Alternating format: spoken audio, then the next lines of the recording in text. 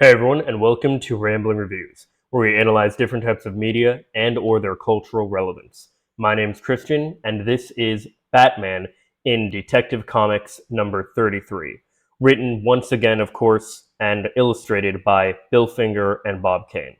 Now, this Batman story is titled "The Batman Wars Against the Dirigible of Doom," which is essentially another word for a zeppelin or a blimp. This story in and of itself, for the most part, doesn't really have that much anything that special going on. As far as the main villain is concerned and things of that nature. However, we do have our first instance of the origin of Batman becoming Batman with, him and his parents out late at night where a guy wants to rob them, especially of the pearls around her neck, her pearl necklace, things of that nature. And, you know, it's one of those things that goes to show, no, we didn't get, the origin for Batman, like, in his first appearance or anything, but we're getting it, still pretty early into the mythos of Batman. And it's just interesting to see, though, how this is where it first appeared, especially in this rather uninteresting story overall. But I mean, we even have here the explanation of how Bruce honed his intellect and became, as the comic explains, a master scientist and got his body into top physical form. I mean, we have just so many aspects of the mythos here. We have the thing where a bat flew through a window, inspiring him to become Batman. All of these different things, and you know, it started here in this issue, and where again, not much else really happened. Yes, this is going to have the origin of Batman, as it were, right? But everything else here isn't really going to be that impactful. But we'll go through it anyway here. Now, one thing that isn't very clear here is I'm not sure if this is intended to be Bruce's his first outing as Batman, essentially, or if this is meant to be just like, okay, that was the origin. We finally told you the origin. Now back to his latest adventure or something like that. But either way, this is one of those moments where we are still having the city being called Manhattan. We're having Bruce Wayne in New York. The comic opens after the origin story, saying that Bruce is walking downtown the streets of Manhattan. So this is before it's called Gotham or anything like that still. And suddenly, a blimp appears in the sky, raining down beams of light, which somehow destroy some of the buildings and stuff around them and cause a lot of havoc. These people announce themselves to be essentially terrorists, saying that they've come to rule the world, and they are a group known as the Scarlet Horde. Now, I think what they were going for here was that they were shooting down some kind of laser beams or something, or some kind of I don't know, harmful radiation or something like that. But they do just call it beams of light in the comic. Obviously, light in and of itself isn't going to do anything, except if you look at it wrong, it's going to damage your eyes. But it's not going to take out buildings or anything like that. So I imagine it must have been lasers or something, but they just didn't call it that. So either way. Now, this is all before Bruce has the Batcave or anything like that. That hasn't yet been created and introduced in the comic mythos yet. So instead, Bruce enters into a secret lab, as the comic explains, where he does the classic book trick where, you pull a book and it reveals the secret door, that whole kind of thing, right? And he consults a file that he has on someone by the name of Carl Kruger, who is a professor that was apparently recently released from Insane Asylum. Once again, not Arkham Asylum yet. At this time, it's only called Insane Asylum. Explaining that he had a Napoleon complex, and that now he's working on a new type of death ray. What exactly this means, as far as this being a file that Bruce kept on him, I don't really know. I don't know if it's like a file he got from the asylum, or he just made these notes on his own. I can't imagine the guy publishing that he was working on a new death ray or anything like that, but somehow Bruce has this information on him, so it is what it is, right? But another key moment here is as we have Bruce suiting up, he's not in the Batcave. Like I said, he's not, doing any of that fancy stuff. Instead, he just keeps his Batman costume in a little trunk. And, this isn't in a living room or anything, like in the living room or anything, but this is in just a secret room. We see blinds and stuff here. We see a little lamp on a table. We see all these different things. So this is basically just a regular room, a far cry from the Batcave, but it's interesting. We're seeing once again examples of little bits and pieces that will later be fleshed out, and we'll see what they become later. But for now, nothing really that special. So Batman decides to confront Carl in his home because, of course, being the evil genius mastermind that he is, knows that no one would possibly think to look for him in his own home. And here we meet the Scarlet Horde, a group of Carl himself and three other, I'm guessing basically evil scientists of the world that he's recruited to try and dominate everything. Essentially, the plan is to fire the, I wanted to say the cannon, but not the cannon, but fire the death rays again in another 2 days. And in the midst of all the panic and chaos, they're going to build more blimps, which they're going to use to conquer more cities and just kind of expand their empire from there. Now, I don't really know anything about Napoleon Bonaparte. I know apparently he was a short guy. I think he was a dictator, and he ruled France after the French Revolution.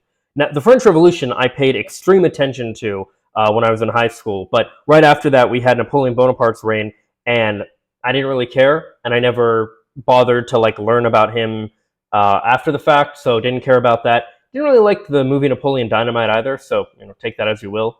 But my point is, I don't know really anything about Napoleon, but I do know about Napoleon Complex, in which basically it's a short guy who tries to make up for his shortness by acting all tough. But you'll have to let me know in the comments. Was Napoleon a vain guy? Was he very obsessed with his appearance and things like that? Because Carl Kruger here has mirrors everywhere, and as we see Batman show up, we actually see his potential vanity kind of help him out. We have a moment here where, as soon as Batman shows up trying to stop him, he throws his batarang, and this is the first time we're seeing that it actually fails. We're seeing here Napoleon has these mirrors, this mirror directly, or this image of himself rather, directly behind him. He has a mirror near Batman. He has this glass thing that he's around, a protective glass sheet, as he says, which I think that I don't think that necessarily is part of his vanity, but maybe it is because he doesn't want anything to touch him or any germs to get around. Maybe he's a germaphobe. I don't know. Now I'm just, creating lore for him that doesn't even exist. But, we do see, of course, Batman being knocked out, where he then wakes up being tied up, and Dr. Kruger explains to him that, he has a bomb in here that's going to go off, and, very common superhero villainy stuff here. Of course, Batman escapes, and he does so by, and again, this is one of those things where we have the first appearance of something. He gets a blade that he has in his boot, and he uses that to cut the ropes and get him out safely. Once safe from the explosion, Batman takes the not Batmobile to get to one of Kruger's henchman's house. Again, I'm not sure what it is so much about just going to people's houses directly, but it's something he did. It is something to keep in mind that there was a time where the phone book used to just dox everybody. You could just find people's not only phone numbers but also addresses just by having their name. Kind of a scary thought, especially today, but it's how things used to be. Yeah. After putting the fear of God into the henchman, whose name was Ryder, by the way, he takes off to go to the headquarters and I guess warn everybody about what's happening, which leads Batman straight to them. And we have an interesting moment here, a use of Batman's ingenuity and gadgets, where he uses black smoke to cover his entire bat plane, which, remember, looks very much like a bat face and everything, except it has a, it's kind of more like a helicopter where it has the copter on the propeller on top. But in any case, and he uses this to hide himself.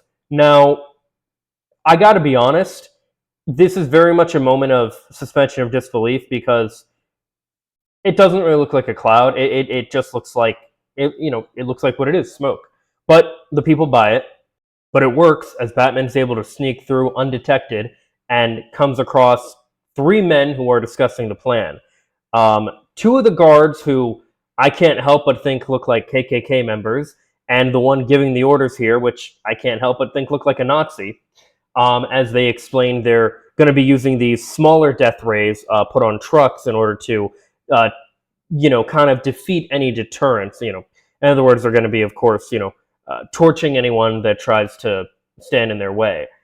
Batman shows up, and we see another use of his ingenuity as he uses his gas pellet again in order to knock these guys out. And you can see from this image what I was talking about here. See, little white pointed hats, and the guy kind of looks like a Nazi. Maybe that's not what they were going for here, but that's just the vibe I got. So, maybe it's just me. But no, either way, moving on. With the three of them taken out, we see another use of Batman using a gun as he shoots these devices that are going to be meant to, again, prevent deterrence, we'll say. And we have this little comment where he says, "Hope I don't get blown up," and he doesn't, but the things themselves very much get blown up as Batman makes his way to the dirigible. But as Batman picks up an axe to, I guess, slice the blimp so that it can't move. I mean, it's not exactly like a hot air balloon to the point where it can just easily be cut and it's going to start leaking air, but I don't know, maybe it's not as durable as I might think. I'm not exactly an expert in blimps or anything, but either way, Kruger shows up and he does in fact shoot Batman here. We even have this shot where he's leaking blood and everything. But Kruger, of course, does the common villainy thing where he leaves Batman alone to, in this case, leave his henchmen to deal with him, as he wants to use one of his mini death rays to finish Batman off. He comes back. We even see him use the death ray, and Batman, well, I guess evaporates from the death ray. I do want to point out as well here, going back to that whole vanity thing, notice that the death rays look like mirrors. I don't know if that was intentional, but that's very much the vibe I got. Again, I'm not entirely sure how much of the imagery we're seeing here was meant to be intentional in general here. And speaking of things that probably weren't meant to be intentional, next we have a moment where we see Batman having escaped and explains that basically he had a bulletproof vest that protected him from the bullet. Yes, he did lose some blood. That was in fact actually him. But when the guard showed up, Batman was able to beat him, switch out their clothes, and it was the guard that actually ended up getting killed. But that unfortunate imagery I was talking about here, this is a really bad image, I feel, out of context. I mean, Bruce Wayne pulling off a white pointed hat doesn't exactly sit well with, well, I don't think anybody, especially these days. It doesn't sit well with me. It's one of those things where I feel you could easily take this panel out of context and do some like clickbaity bullshit like Batman was in the KKK or some bullshit like that, you know what I mean? But I that's not the kind of thing I do, but people be doing shit like that for sure. We then have a moment where Batman sprays something on his plane and takes to the skies as the blimp is back and wreaking more havoc as the Scarlet Horde is trying to destroy more of the city. And we have our first what looks to be dogfight of Batman taking it on in his plane, where they fire their rays at him, and because of whatever Batman sprayed, which is never explained, he's protected from the rays and is able to take down the blimp. In a move that is so ballsy, as Batman flies into the blimp, ejecting just at the last minute, of course, and destroying the blimp, smashing it into smithereens, in an image that I wonder if it was inspired by the Hindenburg, just like the imagery that was used in Led Zeppelin's debut album. Kruger makes a break for it, but Batman isn't having it as he hitches a ride, and just as Kruger is about to shoot and kill Batman, as Batman throws yet another trusty gas pellet, getting a lot of use out of that this issue,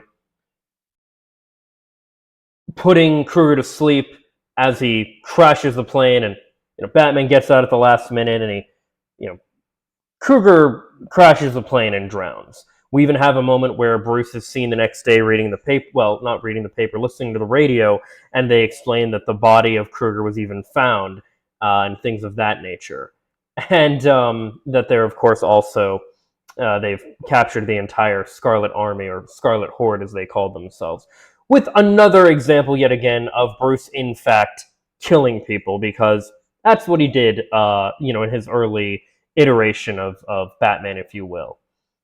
But that is the end of that story and Batman's appearance in this issue here. Kruger has never been seen again. He's never been in any adaptations. He's never been in anything. The Scarlet Horde has never been in anything. I could definitely see this character and this group, this villainous group, being used in some, adaptation or a more modern story or something these days. But he hasn't appeared. He could, a writer could always find him and decide to make a story with him again in the future. You could easily do like well, that wasn't really his body or something. You know how comics are, right?